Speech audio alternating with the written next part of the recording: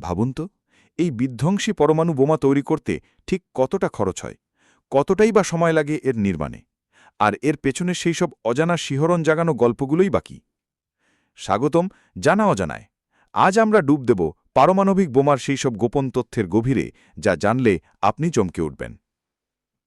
দ্বিতীয় বিশ্বযুদ্ধের শেষ প্রহর ১৯৪৫ সালের ৬ই আগস্ট জাপানের হিরোশিমা শহরে মুহূর্তেই নেমে এলো এক নারকীয় বিভীষিকা।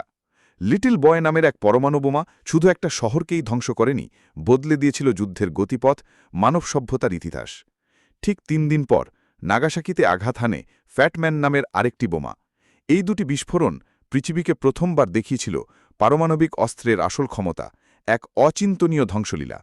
কিন্তু এই ভয়ঙ্কর বোমাগুলো কি রাতারাতি তৈরি হয়ে গিয়েছিল? এর পেছনে ঠিক কত টাকা খরচ হয়েছিল? পারমাণবিক বোমার গল্পটা শুরু হয়েছিল ম্যানহাটন প্রজেক্ট নামের একটি অতি গোপন গবেষণা প্রকল্পের মাধ্যমে। দ্বিতীয় বিশ্বযুদ্ধের উত্তাল সময়ে আমেরিকা এই বিশাল মাল্টিবিলিয়ন ডলারের প্রকল্পটি হাতে নেয়। লক্ষ্য একটাই, এক নতুন অভাবনীয় শক্তিশালী বোমা তৈরি করা। বিশ্বের সেরা সব বিজ্ঞানীরা জড়ো হয়েছিলেন এই প্রকল্পে।